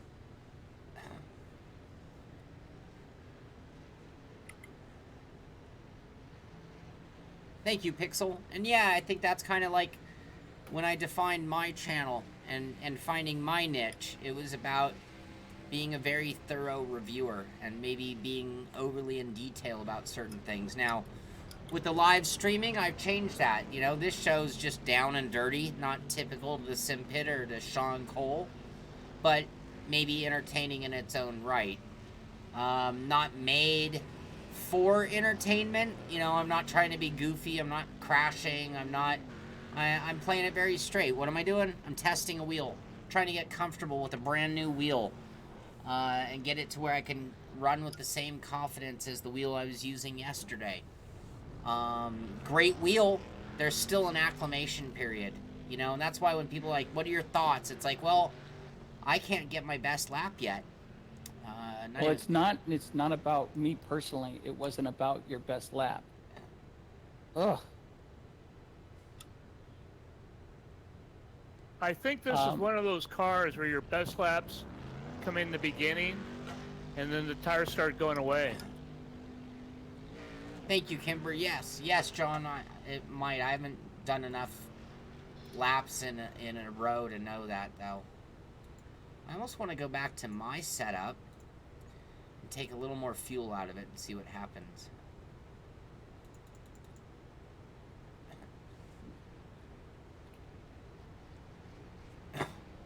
Yeah, I don't think I want any wireless in my wheel scenario. Oh, God, no. Not even for buttons, to be honest with you. Especially any kind of Bluetooth. Your Bluetooth couldn't be fast enough. And it would... My Bluetooth on my headset is, like, much more intermittent than I'd want it to be. You know, it's like... And for no reason. Turn your head and all of a sudden the Bluetooth goes out, you know. Also, you know what? I have a lot of wires on my rig. I don't have the need to be wireless. There's no getting around or away from the wires that are there. So... Wireless is for cell phones. You know, one of the things I would probably stay away from is any wireless adaptation of wireless when it comes to something that is so important like our rigs. Exactly. Plus, you know, when I converted, so, you know how in your 944, did you have... No, I had a 914. I didn't have a 944. Oh, a 914. Okay. Sorry. No, I'm poor. Still a nice car. I mean, well balanced, get you around a track. Did you ever convert the fuse box to a reset panel? No. Okay. So here's the story of my 914. I bought a 914 on its last leg, which is what I wanted because I was going to put a V8 in it. Yeah, LS1 swap. And then when I got around to doing it, I realized that I was basically going to spend twice as much as the car was ever going to be worth building a V8 914. And I'm like, well, that's stupid. So I got rid of the car. Got it. So I drove it when it was like literally just like oozing oil out the back because the rings were so shot. Right. It was on its stock rims, but even on like bald stock tires, man, I took that thing on a canyon run, and despite being like what 70 horsepower, something really bad, Yeah. It was so much fun. And this was like just a falling apart 914. I'd always wanted one. When I was a kid, I had a friend who had a... So the paint job, that the picture that I see is an adaptation of such car. Which car? I thought you had some kind of, on one of your screens. I have a Datsun 240Z with a V8. Got it. Now that I still have. I've had that car 18 years. Yeah. I got that after the 914 never happened. Oh, Well, I'm driving what worse, people not don't better. what people don't realize is how many wires are actually shown in a race car. Right. So that doesn't bother me. Wires and shit that's hanging all over the place. Yeah. Oh, yeah. That car needed everything. I mean, that's why I bought it for like $900. Got it. The 914. It was amazing that it was able to drive at all. And we did pull the motor, because this is before I learned certain life lessons, but I was all gung-ho, bought the car, drove it around for a while, put it in my garage, yanked the motor out of it, and then started researching what I wanted to do. That's when I came to the conclusion that I really didn't want to do it, and it was a stupid plan. So I then threw the car away, essentially, because it was like, now I've made it really useless. And it wasn't... Don't feel too bad. The guy who used to work on my Subaru was a specialist with the Miata swap. Right. Which is... Monster Miata? Yeah, but it's, you know, you take a Miata, put $80,000 into it, and now you have a Miata that you can't... All you can do is really track with it. You Right. can't race it. You can't... Yeah, there's no class for you. Right? Yeah, or you end up in some unlimited class, and it's like, okay, best of luck there. Oh, right? When you got some guy running an all-wheel drive, you know, STI, making 700 horsepower. Bunch of time attack cars, and you're in a Monster Miata. You're like, oh, this is... Talking about time attack, have you heard that they're no longer allowing Teslas? Really? Teslas have to run in their own group now. Ah. Because guys have figured out how to contact Tesla and to ask, hey, can you turn off all the safety precautions? Right. For the battery? Because I'm on a time attack. And Tesla will do it wirelessly. Oh my. So lots of people are just destroying people, but the Tesla makes, you know, 2,000 pounds of torque. Right. For 4 minutes. Yeah, I always... For 4 minutes. I always give people a hard time about torque versus horsepower. And have you ever seen a horsepower wrench? Well, of course not. Because it can't be measured. Now my Datsun, I got converted. I didn't do the conversion. It was. That's the best way to buy it. Well, it was done back when Scarab was a big deal. Now it's not. It's not a Scarab. It was by one of the copycats of the era. But it was done in like '76 is when the changeover was done. So what does it have in it? A Ford or a GM? Oh, Chevy, yeah. Chevy 383. Yep. And it's good for 4 to 450 horsepower. Yep. And a car that weighed, you know, 1,600 pounds. Yeah, it's really light. And then it has the Nissan rear end, the Motorsport rear end in it. Right. The R220, I think they call it, going by memory while driving. I haven't tended to my car in a while. They say you cut the course. You'll have to slow down and give up the time gained. It's a really fun car, and it's completely worthless. I mean, no, it's not worthless. People try to buy it every day. It's worthless. Well, that's because they wanna drift it. Yeah, it would be a great drift car. But it's a worthless car in that other than having a... I mean, it might as well be a Lamborghini, other than it doesn't cost... But it's like, okay, it's unfit to go to the market. It's unfit to park in a parking lot. It's, you know, it's like, okay, so it lives in my driving spot, and if I feel like going for a drive... And then, now I'm like, Oh, it's actually like a giant liability. I can't drive that car the speed limit. Like, it has no desire to go the speed limit whatsoever. And even if I'm going the speed limit, it sounds like I'm going twice the speed limit. So, I don't know. It's like, I don't really drive like a maniac on the public roads like I used to. So, Right. it's sort of... back when I got it, I was a little crazier. But it's like, well, I'm not... it was not crazy. It was stupid. Now I'm like, well, I'm not going to risk somebody else's life. You know, it's funny. I don't know how many other people have experienced this. Prior to racing a real car, I was a maniac on the street. And it was the moment that I was able to get it to the track that I was like, you know, this really shouldn't be done on the street. It's it's dangerous for everybody else. Forget me and whether I don't value my life or not. But I've crashed a car going 40, so if I'm going 80, how am I going to prevent that from being a fatality? Right. And so, yeah, ever since I got started go-kart racing, and doing various driving schools, I was like, I don't really... I mean, now I'm like, people ask me, like, what car would I buy? It's like, I don't know, a Prius? Spec Miata? Yeah, I mean, I don't really want to go that fast on the street. I have no need for a Lamborghini, a Ferrari, or... Right. It's like, it's... I'll now, take... do you find this in California? And I'm having a problem believing what I hear. In Michigan, it was probably 1 out of every 10 Porsche guys say they would track their Porsche. Here in California, it's like everybody that I talk to. Oh yeah, I track it all the time. If you go to a track day with like a Porsche club, there'll be 100 cars out there, easy. Yeah, but in Michigan, just to give you an example, we had 2 Porsche clubs in Michigan because we could not fit all 300 cars on track. Right. So we had to split it up.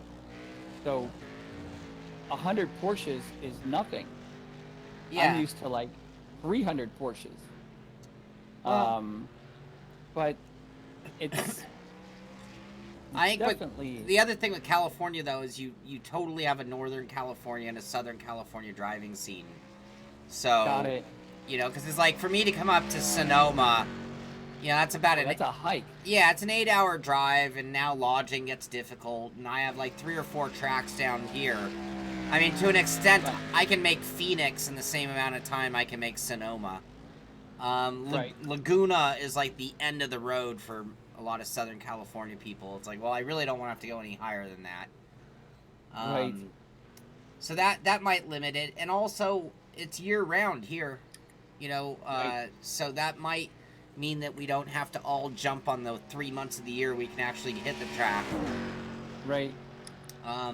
And that number could be hugely different, because, I mean, like, the last Lemons race I did, for example, there was, like, 140 entries. It was ridiculous. And that was for a Lemons race, so it depends. When I went to a Lemons race the day before, it was just an open track, and there might have only been 20 cars out there, but that was, like, on an average, Thursday, in Bakersfield, essentially.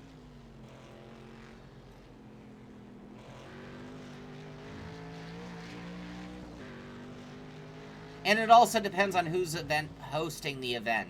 If it's like through Porsche and it's like the Porsche Owners Club, it's probably going to be a lot more people than if it's more of a hot lapping race group,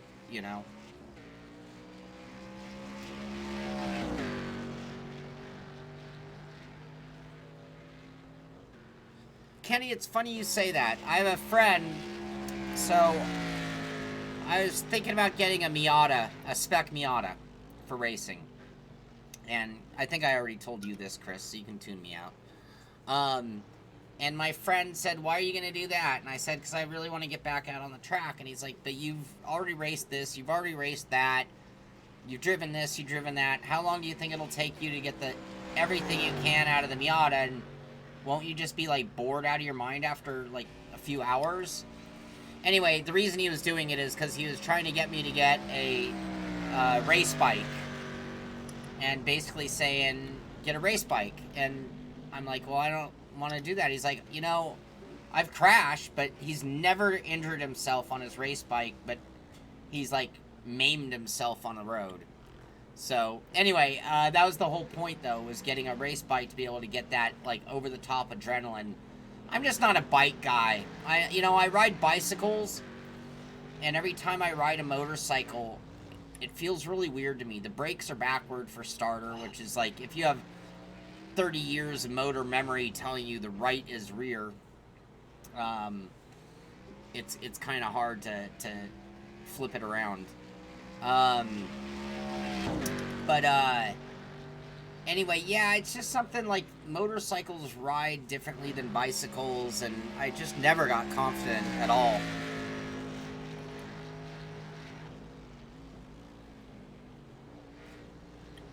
And it sucks too, because I love motorcycle motors and the way they run. So it's oh, right? To $9,000? Yeah, like, I mean, I like the theory of small cars running like a 1,000cc motorcycle engine. It's like, that to me makes perfect sense.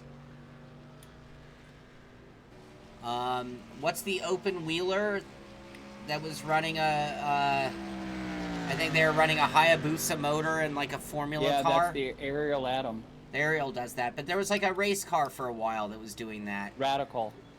That's right, the Radical. That's a full body, too.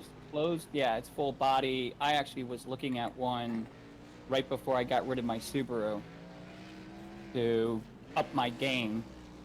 Until I read a couple articles that the only place that you should drive a Radical is in a proven, like, race group. Oh, really? Do not take it to a track day, because even though the top speed is not there, the closing rate, because it can do, 2.5 Gs in a corner. Right. The closing rate on some cars is just phenomenal. And they've had a number of close calls where the Radical just, Porsche GT3 goes blowing by them on the straightaway, and the next thing you know, you're braking at 200 feet, and a Radical says, I can brake at, 75 feet. And so that's when you have a really close call. Right. So I was still looking at them. They're about 80 grand, 120 new. They come out with new versions all the time. Right. You can actually, in Chicago, you can actually get them registered to drive on the street. Damn. I think they're gorgeous looking race cars too. Oh, and they have, you name, a full aim system. So it's definitely something that you can look into. Yeah, I can't. Yeah, I mean, the Spec Miata is pushing the boundaries of my budget, so. But now that MX-5 global Cup car. Yeah. That's 50 grand at the door. Yeah. And new. Yeah. And that comes with full factory support, basically. Yeah, I sim race because I don't have 50 grand for a new one of those either. Oh, I sim race because I don't like California's state laws. I can't get over spending. I know that, dude, you have the money, you could do it, and it's just it's a mental block on 10% of sales tax on a nice car. And yeah. It's just that. Yeah, it's but that mental block that I have. It's actually cheap though if you think about it, because if you did it in Michigan, you can only use that car for 3 months of the 12. Here you can use it for 9 months of the 12. And so that extra tax of what, a couple percent? 6? What are you guys, 6% in Michigan? Yeah, 6%, but then they take off another 2 because it's a car. Oh. And that's, but it's still, you're making a point. And I kind of laugh when I see people out here driving, Audi S4s, Quattros, and thinking, yeah, you bought the wrong car. Because, it never rains out here, and it's I do love the weather. All right, hold that very thought, because I'm at 2 hours and I'm going to end my stream, and now we're way off the deep end. So let me bring this to an end. Auslander, all my friends back in my racing days, bicycle racing days, all my friends who also did motocross, they also reversed their brakes. So I'd hate when I'd borrow their bike. Like in the days of cyclocross, if you broke your bike during the race, you'd like look around for a friend on the sideline, like, give me your bike. And if I ever grabbed one of those guys' bikes, there was a good chance I was going to endo it on the downhill. Because I'd have reverse brakes and I'd just grab way too much front brake. So anyway, I agree. Switching brakes is real tricky for people who spend a lot of time on a bicycle. They probably should have reversed them from the get-go. Like if motorcycle was going to lead the way, they should have made that a common thing. I don't quite understand why you'd have bikes opposite from motorcycles when they're basically similar items. But anyway, that's a conversation for another day. And I'm going to bring this one to a close because it's 8 o'clock. I am starving. We definitely made some headway. So what was the point of today's show? Sure, we're out here. We're turning laps. We're getting ready for this Saturday's race. That's always fun. That's great. Love driving the Cadillac. Had a good time there. But the real goal was to get this wheel settings to hear the point. to where I was starting to get that consistency feel, what I'd expect, that predictability, all the advantages you get of a direct drive wheel. And I think we're there. I might still be a 5 or 10% strong on the force feedback. What was that? I missed it. Definitely got it to where the wheel acceleration felt like where I wanted it to be, both going in and coming out of corners. Really Our good lap times are feeling pretty out of the close wheel here. in general. I still can't give you my full opinion on it because it's going to take me a while. As you saw, distracted driving, acclimation to it, dialing it in. We're still a little ways. I can tell you, it's an awesome wheel. There's nothing that's happening that I'm like, oh, why is it doing that? Or, oh, I don't like that. Or, ooh, whoops. I haven't had any ill effects whatsoever. So far, so good, in other words. That's what I'm getting at. I will probably make another adjustment overnight to my angle. I think I'm going to put a little less angle. Might even try to raise it up a little bit, but we'll see after I adjust the angle. You guys still in here? And we'll go from there. So, Okay. also, next up, I want to do all of what we did today. I want to do it for Assetto Corsa. I want to do it for our it's not my Factor skill 2. making me I go want to slow, do it it's for the all setup. the Sims, just to make sure that I'm getting the effects I want from all of my that favorite car's kind of Sims piggish, before you I know? formulate Yeah, the it is a little opinion. bit. And then, of course, we'll and end up it running really- some real races in it the just to lap make times sure went right that it off works after under 3 or 4 pressure laps. as well. So that is going to do it. I hope And I started you remembering enjoyed that the car. stream. I I was hope like, oh, you yeah, this enjoyed is one of watching those me just cars kind of in getting iRacing where comfortable with the You're Accuforce going to wheel. get your fastest laps in the first It's few a laps. great thing, but at the same time, there is a learning curve when you have a new wheel. I don't care what wheel you're And then it going starts to or plowing. coming from. There is some time to get used to it and get it all dialed in just right for you. Even if some of that is just getting used to it. So, again, that is going to do That's why I it. wish We'll they be would back just tomorrow at bring out 9 the a.m. with the pit ATSV. stop and tomorrow's Sim Racing News. This is the Simpit. I'm Sean Cole. Hey, any of you and guys I'll that see have you iRacing on the right track. now,